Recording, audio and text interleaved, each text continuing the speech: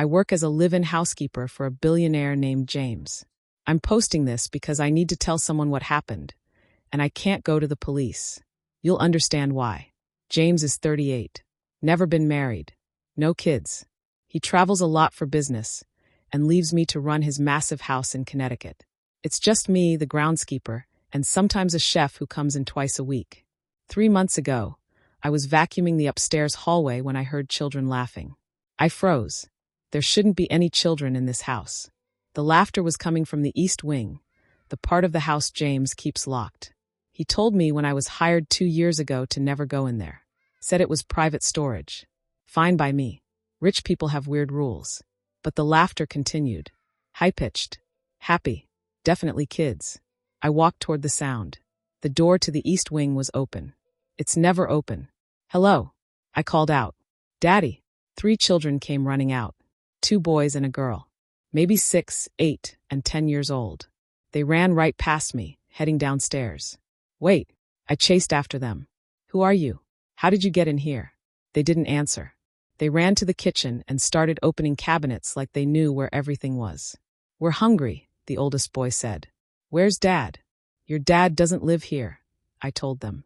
You need to tell me who your parents are. The little girl looked at me like I was crazy. Our dad is James. James Mitchell. This is our house. My stomach dropped. James Mitchell. That's my boss. James doesn't have children, I said carefully. All 3 kids stared at me. Yes, he does, the middle boy said. We're his kids. I'm Henry. That's Zoe. That's Caleb. I didn't know what to do. Call the police? Call James. Maybe these were kids from his extended family pulling a prank. I called James. He was in Singapore for business. Mr. Mitchell, I'm sorry to bother you, but there are 3 children in your house claiming to be your kids. Silence on the other end. Sir, what do they look like? His voice was strange. Tight. I described them. Brown hair. Blue eyes. The boys had his nose. Actually, now that I really looked at them, they all kind of looked like him. Keep them there, he said. Don't let them leave. I'm coming home. He hung up. The kids ate cereal and watched TV like they owned the place. I sat in the kitchen, watching them, my mind racing. James arrived 18 hours later. He looked terrible, like he hadn't slept. When the kids saw him, they jumped up screaming, Daddy, and ran to hug him. He stood there frozen. Then slowly, he hugged them back. His face was white. Go play upstairs, he told them quietly. I need to talk to Margaret. Once they were gone, he sat down at the kitchen table and put his head in his hands. I need to tell you something, he said. But first, you need to sign this. He pulled out a non-disclosure agreement.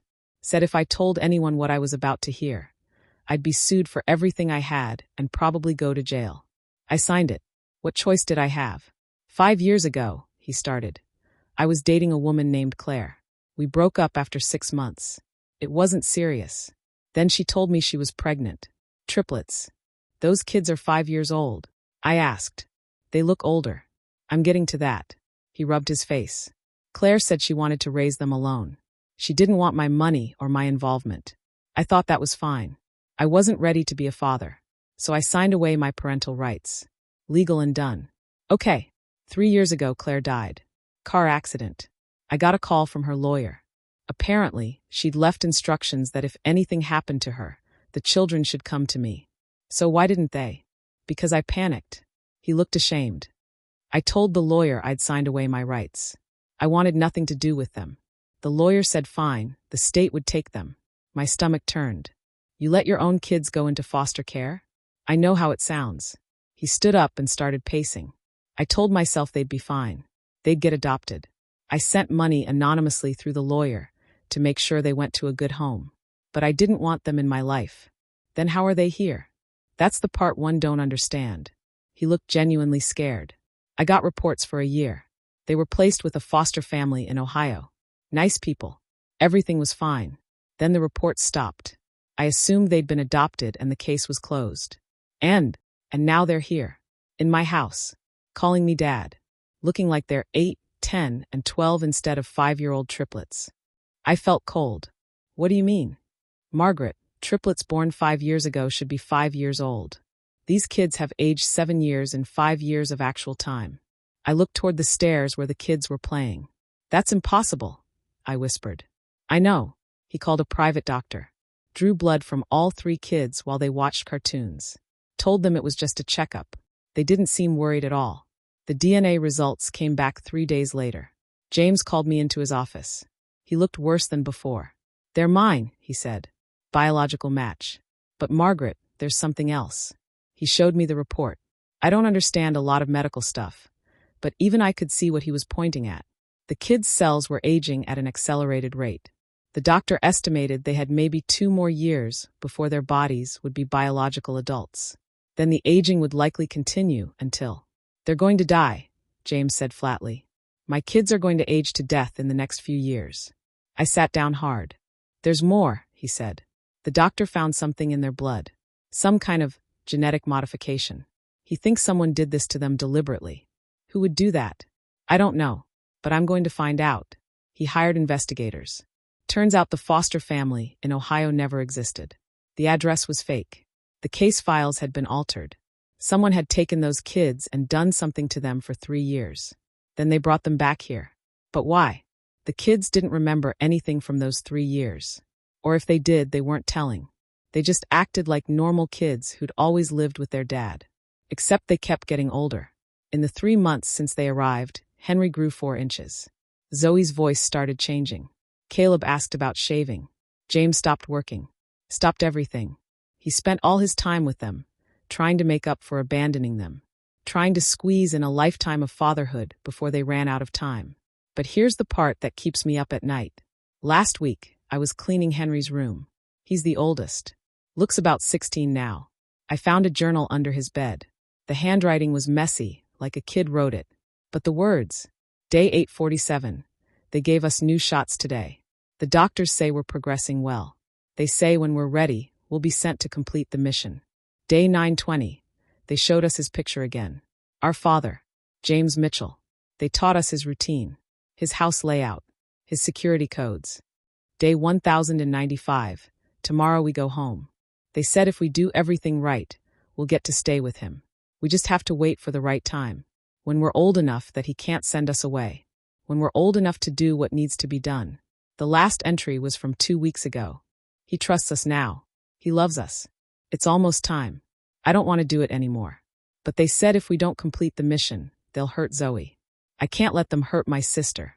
So when they give the signal, I'll do what they trained me to do. I'm sorry, Dad. My hands were shaking when I finished reading. I should have told James right then. But I was scared. Scared of what it meant. Scared of what would happen to those kids if I was right about what I was reading. Instead, I put the journal back and went to my room. That night, I heard footsteps in the hallway. I peeked out. It was Henry, walking toward James's bedroom. He was holding something in his hand. I couldn't see what it was in the dark. I should have stopped him. I should have screamed. But I froze. Henry opened James's bedroom door and went inside. I waited for something to happen. A shout. A struggle. Something. Nothing.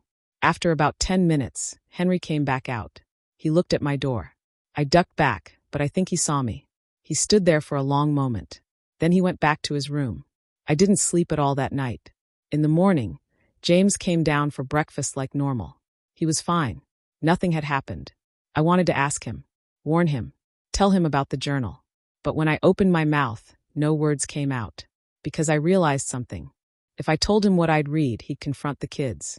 And whoever did this to them, whoever sent them here, would know their mission was compromised. And then what? Would they just take the kids back? Kill them? Kill all of us? I don't know what to do.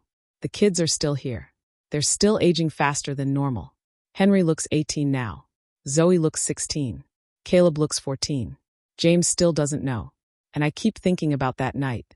About Henry going into James's room with something in his hand. About Henry coming back out. About James being completely fine the next morning. What was Henry supposed to do? What stopped him? And when will he try again? I'm posting this because I need advice. But I also know I probably won't take it. The NDA means I can't go to the police. I can't tell James without putting everyone in danger. So I'm just watching. Waiting. The kids call him Dad now with real love in their voices. They hug him goodnight. They laugh at his jokes. And I wonder if they're pretending. Or if whatever humanity they had left is fighting against whatever they were programmed to do. Last night, I passed Henry in the hallway. He looked at me with these old, sad eyes in his teenage face. I'm sorry, Margaret, he whispered. I'm trying so hard not to do it. Then he walked away. I don't know how much longer he can hold out. I don't know what happens when he can't fight it anymore. But I know I'm going to be here when it happens. Because someone needs to witness this. Someone needs to know the truth. Even if I can't save any of them. It's been 2 weeks since I posted this. I need to update you because things have changed. James is dead. They're saying it was a heart attack. Natural causes. The autopsy showed nothing suspicious. But I was there that night. I heard Henry's door open at 2 a.m. I heard him walk down the hallway to James's room. This time I followed. I stood outside the door and listened. I'm sorry, Dad. Henry was crying. I'm so sorry. I don't want to do this. I love you. James's voice was groggy. Henry, what's wrong? They made me promise. They said if I didn't do it, they'd hurt Zoe and Caleb. I can't let them hurt my family. Henry, what are you talking about? I put something in your water tonight. At dinner. The doctors gave it to me. They said it would look natural. They said you wouldn't feel pain. Silence. Then James's voice very quiet. The water glass on my nightstand? Yes. More silence. Then, Henry, I didn't drink that water. I had whiskey instead. I was too tired to remember to drink water. I heard Henry gasp. It didn't work? His voice was small. Hopeful. No, son. It didn't work. Then I heard something that broke my heart. Both of them crying. James pulled Henry into his arms and they cried together. Henry kept saying sorry over and over. James kept saying, it's okay. You're safe now. I've got you. James called the investigators that night. Told them everything. They found something in the water glass. Some kind of synthetic compound that would have triggered a heart attack. Untraceable in normal circumstances. But James didn't drink it. The investigators worked fast. Found the facility where the kids had been kept. Found the doctors who'd modified them. Found the financiers behind it all. Turns out, it was a revenge plot. James had destroyed a rival company 10 years ago. Legal but ruthless. The CEO lost everything and committed suicide. His brother spent a decade planning revenge. He found Claire's triplets in foster care. 3 innocent kids. And he turned them into weapons. Made them age fast so James couldn't resist them. What man can turn away teenage kids who might die soon? Made them love James so it would hurt more when they killed him. The brother was arrested. So were the doctors. The facility was shut down. But here's the thing the news isn't reporting. The aging can't be stopped. The investigators found medical records. The kids have maybe 6 months left. Their bodies are burning out. James spent everything trying to save them. The best doctors. Experimental treatments. Nothing worked. He died anyway, though. 2 weeks after that night. Real heart attack this time. Stress, the doctor said. But I think it was a broken heart. I was there when it happened. He was sitting with the kids, watching a movie. He just stopped, closed his eyes and stopped. Henry knew immediately. He's 19 now, looks 25. Dad. He shook James's shoulder. Dad, no. Please no. Not yet. I'm sorry. I'm so sorry. James was already gone. At the funeral, all 3 kids stood by the grave. They held hands and didn't cry. After everyone left, Zoe turned to me. Thank you, she said. She looks 23 now. For not telling. For giving us time with him. I don't understand, I said. If I'd told him earlier, maybe. Maybe we wouldn't have had those 3 months, Henry interrupted. Maybe he would have sent us away or looked at us different. But we got to be his kids. Really his kids. That's worth everything. Caleb, who looks 18 now, nodded. We're going to die soon. But we got to live a little first. We got to have a dad who loved us. They walked away together. I haven't seen them since. Sometimes I wonder if they're still out there, racing against their own biology, trying to squeeze in a lifetime before their modified cells give out. I hope they made it to somewhere beautiful. I hope they got to see the ocean or watch a sunrise or fall in love. I hope they got to feel normal, even just for a little while. But mostly, I hope they forgave themselves. Because James did. In his will, he left everything to them. His entire fortune. Not because they were his biological children, but because in those 3 months, they became his real children. And he became their real father. I found a letter he'd written the night Henry confessed. He never mailed it, but he left it in his desk. It said, "If you're reading this, I'm gone. But I want you to know, Being your father, even for this short time, was the greatest thing I ever did. You are not weapons. You are not mistakes. You are my children, and I'm proud of you. Live whatever time you have left with joy. You earned it. I cried when I read it. I'm crying now, because that's what this was really about. Not revenge. Not death. Not whatever evil people tried to create. But 3 kids who got to be loved by their father. And a father who learned that family isn't about time. It's about love. Even if you only get 3 months. Even if it ends in heartbreak. It's still worth it. Margaret passed away last week. Natural causes. She was 52. I'm her sister. I'm posting this because I found her Reddit account, and I think she'd want people to know the ending. The kids, Henry, Zoe, and Caleb, all died within 3 weeks of each other, 6 months after James. Their bodies just gave out. But they died in the house. Their house. James had made sure in his will that they could stay there as long as they lived. Margaret took care of them until the end. She said Henry went first. He was sitting in the library, reading one of James's old books. He closed his eyes and never opened them again. He looked 30 but was barely 6 years old. Zoe went next in the garden. Margaret said she was planting flowers. Just fell asleep in the sun. Caleb lasted 3 more days. Long enough to see his brother and sister buried next to their father. Then he went too. Margaret found him in James's study, sitting in James's chair, holding a picture of all 4 of them from that first week the kids arrived. They were smiling. Margaret told me, in her last days, that she didn't regret keeping the secret. They deserved to be a family, she said. Even if it was just pretend. Even if it was just for a little while. I'm posting this because the world should know. Not about the evil that created those kids, but about the good that saved them. Sometimes love is enough, even when time isn't. Rest in peace, Henry, Zoe, Caleb, James, and Margaret.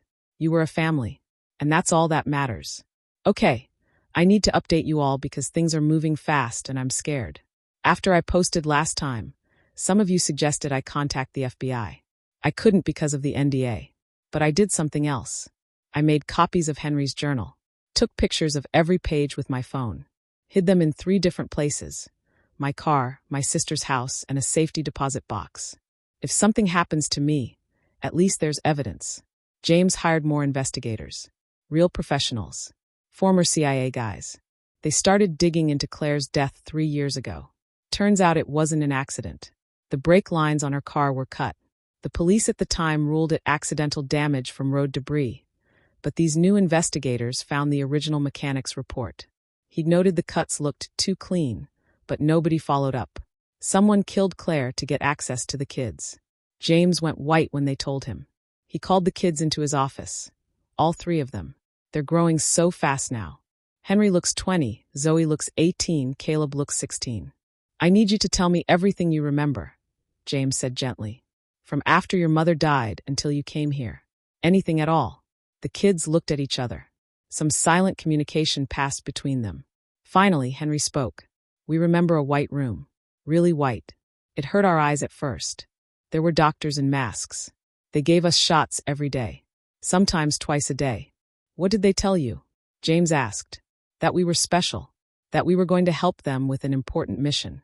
That our dad, you, needed us but didn't know it yet. Zoe spoke up, her voice small. They showed us videos of you. Your house. Your routine. They made us memorize everything. Where you sleep. What you eat. When you're alone.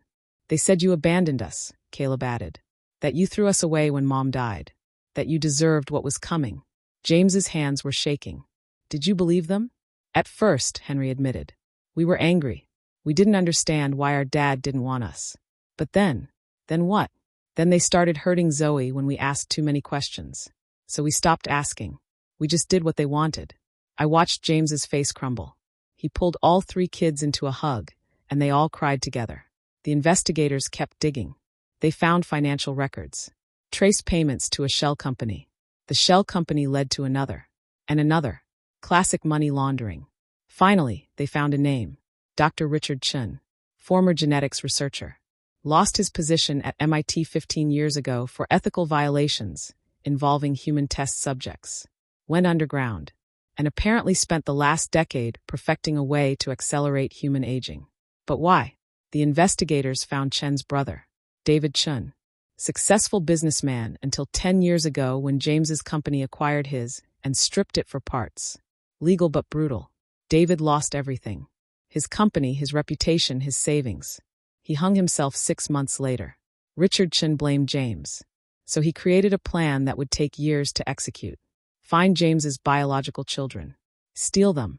Use them as weapons. And make James watch them age to death as punishment.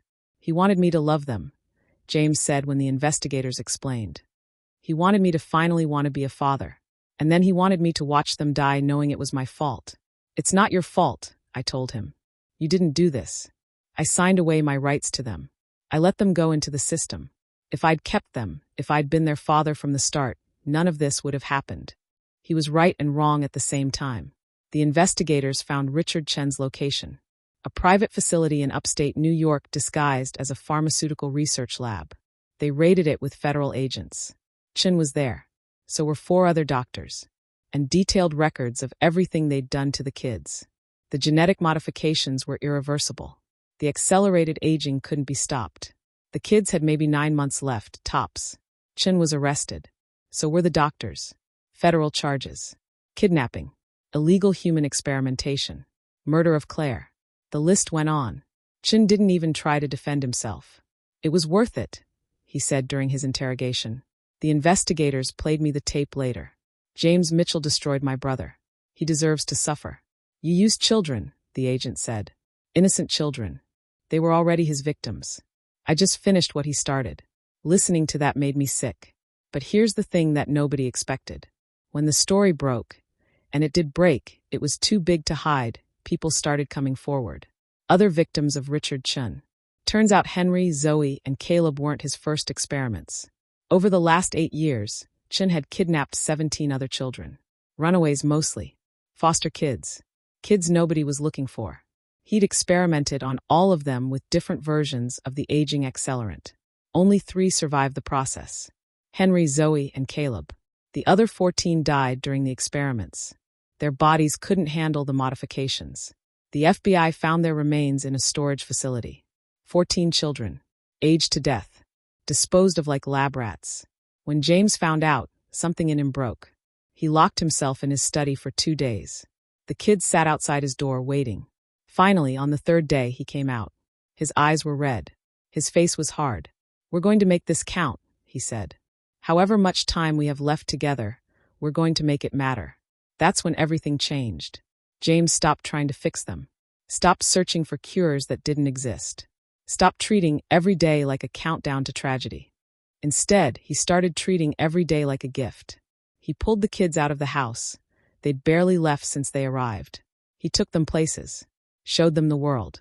In the last 3 months, they've been to the Grand Canyon, Disney World, the beach in California, New York City, to see a Broadway show, a ranch in Montana, where they rode horses, Washington, D.C., to see the museums. Henry got his driver's license. Zoe learned to surf. Caleb saw snow for the first time and made snow angels until his hands were numb. They're still aging. Henry looks 22 now. Zoe looks 20. Caleb looks 18. But they're living. Really living. And James, he's finally being the father he should have been from the start. Better late than never, I guess. But I'm still scared, because I know how this ends. I've read the medical reports. I've seen the projections. 6 months. Maybe 7 if we're lucky. And then these kids, these beautiful, broken, brave kids, will be gone. I don't know how James is going to survive that. I don't know how I'm going to survive watching it happen. But for now, I'm taking pictures. Lots of pictures. Every smile. Every laugh. Every moment of joy they managed to steal from this nightmare. Because someone needs to remember them as they really were. Not as weapons. Not as experiments. Not as victims. But as kids. Just kids who finally got to be kids. Even if it's only for a little while. I need to tell you about something that happened last week. It's been 7 months since the kids came home. Henry looks 25 now. Zoe looks 23. Caleb looks 21. They're adults. Or at least their bodies are. But they're still kids inside. And they know they're dying. We all know. The medical team James hired gives them weekly checkups. The reports get worse each time. Their hearts are struggling. Their organs are aging faster than the rest of them. The doctors say maybe 2 more months. 3 if they're lucky. James doesn't talk about it. None of us do. We just keep going, keep living. But last Tuesday, something happened that changed everything. I was making breakfast when Henry came downstairs. He was dressed nice, button-up shirt, dress pants. His hair was combed. He looked nervous. "Margaret, can I talk to you?" We sat at the kitchen table. He was fidgeting with his hands.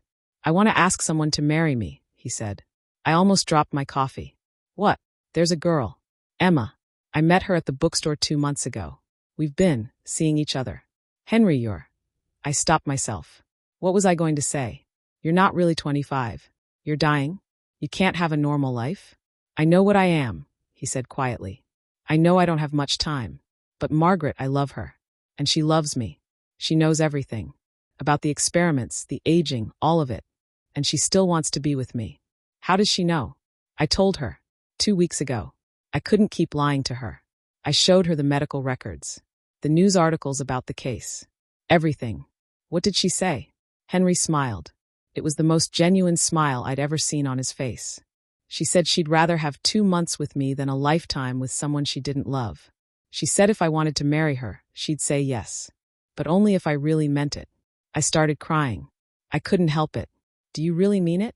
I asked. "More than anything in the world. When James found out, I thought he'd say no. I thought he'd try to protect Henry from more heartbreak. Or protect Emma from losing someone so soon. But James surprised me. "Then let's make it happen," he said. "When do you want to get married?" "As soon as possible." "Done. I'll make the calls." 2 weeks later, they had a wedding in the garden behind the house. It was small. Just family and close friends. Emma's parents were there. They were crying but smiling. Zoe was the maid of honor. Caleb was the best man. James walked both Henry and Emma down the aisle together. The officiant kept it short. When he said "in sickness and in health," everyone cried. Because we all knew what that meant here. When Henry and Emma kissed, the sun came out from behind clouds. Like the universe was blessing them. At the reception, James gave a speech. "I wasn't there when Henry was born," he said, his voice breaking. "I wasn't there for his first steps, his first words, his first day of school. I missed all of it because I was a coward who didn't want the responsibility of being a father." He looked at Henry. "But I'm here now.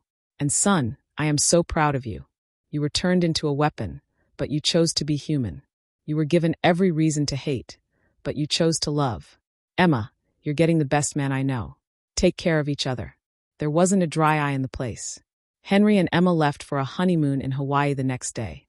James paid for everything. First-class flights, beachfront hotel, couples massages, and sunset dinners. They came back glowing. Happy. 2 days after they got back, Zoe came to me. "I want to go to college," she said. "Zoe, I know I don't have time to graduate, but I want to go to class. Just for a semester. Just to see what it's like." James enrolled her at Yale. Called in favors. Got her admitted as a special student for the spring semester. She's taking art history and creative writing. She comes home every weekend with stories about her professors and classmates and campus life. She's thriving. Caleb, he wanted something different. "I want to join a band," he announced at dinner one night. He'd been teaching himself guitar using YouTube videos. Turns out he's actually good. James found him a local band that needed a rhythm guitarist. They practice in our garage twice a week. Last weekend, they played their first show at a small venue downtown. Caleb was terrified. But when he got on that stage and started playing, his whole face lit up. After the show, he hugged James so tight. "Thank you," he whispered. "Thank you for letting me be normal. Even if it's just pretend." "It's not pretend," James told him. "This is real. You're real. This life is real." That's when I understood what James was doing. He wasn't trying to stop them from dying. He couldn't do that. He was trying to let them live. Really live. Completely. Fully. In whatever time they had left. Henry got married. Zoe is going to college. Caleb is in a band. They're checking off bucket lists. Living entire lives in compressed time. And James, he's finally being the father he was always meant to be. Making up for lost time by making every moment count. The medical reports still come in. They're still dying. But they're not just dying. They're living. And maybe that's the whole point. Maybe that's all any of us can do. Live fully while we're here. Love completely while we can. And make sure the people we care about know it. Before it's too late. I know I said the last post was the end. But something happened. Something impossible. It's been 11 months since the kids came home. According to every doctor, every specialist, every medical expert, they should be dead by now. But they're not. They're still here. And something is changing. It started 3 weeks ago. Henry went for his weekly checkup. The doctor ran the usual tests: heart function, organ health, cellular degradation. Then he ran them again. Then a third time. "Mr. Mitchell," the doctor said slowly, "I don't understand these results." "What's wrong?" James asked, his face going pale. "Nothing's wrong. That's the problem. Henry's cellular aging has slowed. Significantly." "What does that mean?" "It means instead of aging 7 years for every 1 year of real time, he's aging at, I'd estimate, about 3 years per year. It's still accelerated, but it's not the death sentence we predicted. We didn't believe it at first. Thought it was a fluke, a testing error. But then Zoe's results came back the same way. Then Caleb's. All 3 of them. The aging was slowing down. James brought in more doctors. Better equipment. They ran every test imaginable. The conclusion was unanimous. Something in their bodies was adapting, fighting back against the modifications. They were stabilizing. "If this trend continues," one doctor said carefully, "they might live into their 50s or 60s. Not a normal lifespan, but not the death sentence we thought." James broke down, crying right there in the hospital.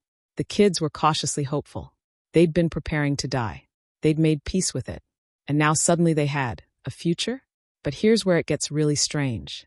One of the research doctors, Dr. Sarah Kim, asked to study their blood samples more closely. She noticed something the other doctors had missed.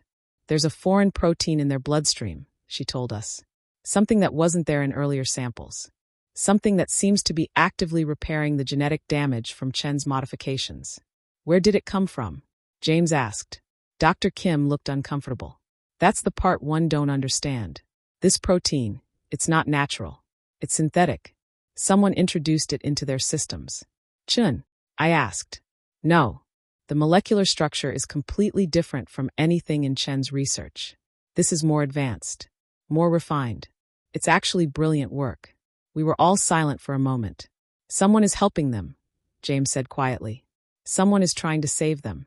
The FBI got involved again. They traced the protein back to a pharmaceutical company in Switzerland. A company that, on paper, did generic drug manufacturing.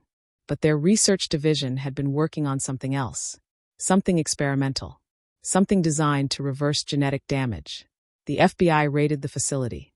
They found Dr. Lisa Zhang, one of Chen's former colleagues who'd refused to participate in his experiments and had gone into hiding.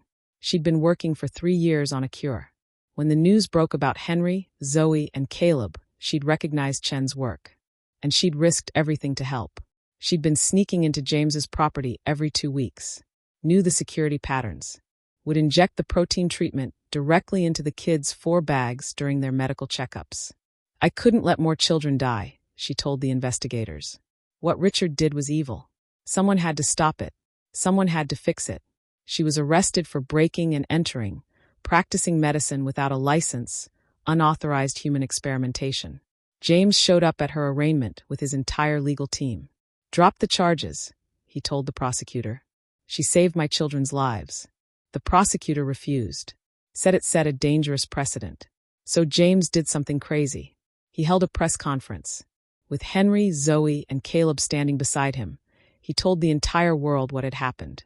The kidnapping, the experiments, the dying, and how one woman had risked everything to save 3 kids she'd never met. The video went viral. Within 24 hours, there were protests outside the courthouse. Petitions with millions of signatures demanding Dr. Zhang's release. The charges were dropped. Dr. Zhang was released with time served. She came to the house 2 days later. The kids met her at the door. "Thank you," Henry said, his voice breaking. "You gave us our lives back." Dr. Zhang was crying. "I just wish I could have done more. The treatment can slow the aging, but I haven't found a way to stop it completely. You'll still age faster than normal. You'll still have shorter lives. But we'll have lives," Zoe said. "That's enough. It's been 3 months since then. The kids are stable. Henry looks about 30 now, but the aging has slowed to a crawl. He and Emma are talking about maybe having kids someday. Carefully, with genetic counseling. But it's a possibility." Zoe finished her semester at Yale with straight A's. She's going back in the fall. Wants to study medicine. Says she's going to help other kids who've been experimented on. Caleb's band got signed to a small indie label. They're recording an EP. He wrote a song called Borrowed Time that's getting radio play. James, he's different now. Softer. He smiles more. Laughs more. He's there for every moment, every milestone, every achievement, every ordinary Tuesday dinner. Last week, I found him in the garden with all 3 kids. They were just sitting on the grass, talking about nothing important. The weather, what to have for dinner, whether to get a dog, normal stuff, family stuff. James looked over at me and smiled. Not a sad smile or a grateful smile. Just happy. Later that night, he called me into his office. Margaret, I want you to know something. These last 11 months have been the best of my life. Not despite everything that happened, but because of it. I don't understand. I spent 20 years building a fortune, destroying competitors, winning at all costs. And I was empty, miserable, alone. He looked out the window where the kids were watching a movie in the living room. Then 3 kids showed up at my door. Kids I'd abandoned. Kids who'd been turned into weapons specifically to hurt me. And you know what? They saved me. You saved them, I corrected. No, we saved each other. He stood up. I'm establishing a foundation. The Claire Mitchell Foundation for Exploited Children. Using my entire fortune. Going to find other kids who've been experimented on. Kids in bad situations. Give them real homes. Real families. Real chances. That's beautiful, James. It's not enough. Nothing will ever be enough. But it's something. He smiled. And I've got time now. We've all got time. Not as much as we'd like, but enough to make a difference. 2 weeks ago, Henry and Emma told us Emma is pregnant. The genetic counselors ran every test. The baby is healthy. Normal. No signs of accelerated aging. When James found out he was going to be a grandfather, he cried for an hour straight. Happy tears this time. Yesterday was Zoe's 24th birthday. In real time, she's barely 8 years old. But we don't talk about that anymore. We had a party. Cake. Presents. Embarrassing toasts. Normal family stuff. At one point, I looked around the room. At James and his kids. At Emma with her hand on her still flat belly. At Caleb teaching James a new guitar chord. And I thought, this is it. This is what fighting back looks like. Not some dramatic movie ending where everyone is cured and everything is perfect. But real people choosing love over hate. Choosing to build instead of destroy. Choosing to live, really live. Even when time is limited. We're all on borrowed time, really. Some of us just know our loan terms better than others. Henry, Zoe, and Caleb will probably die younger than they should. Maybe in their 50s or 60s instead of their 80s or 90s. But they'll live those years fully. Surrounded by people who love them. Doing things that matter. Making memories that will outlast them. And in the end, isn't that all any of us can hope for? I'm going to stop posting now. This story has a happy ending. Or at least, as happy as possible given everything that happened. The kids are alive. They're thriving. They have futures. James is finally the father he always should have been. Dr. Zhang's treatment is being studied by legitimate researchers who think it might help other victims of genetic experimentation. And Richard Chen? He's in prison for the rest of his life, watching the news about how his victims survived and thrived despite everything he did to them. That's the best revenge. Not death. Not suffering. But life. Beautiful, messy, precious life. Thank you all for following this journey. For your support. For your advice. For caring about 3 kids you've never met. They're going to be okay. We're all going to be okay. And sometimes that's the miracle. Hi everyone. This is Henry. I know it's been 5 years since Margaret's last update. A lot has changed. I'm 35 now, or 13 in real years, but who's counting? Emma and I have 2 kids. David is 4 and Claire is 2. Both completely healthy. Normal aging. It's the greatest gift I could ask for. Zoe graduated from medical school last year. She's doing her residency in genetics. Working on treatments for kids who've been through what we went through. She's brilliant. Dad cries at every one of her achievements. Caleb's band broke up, but he went solo. His album went gold last year.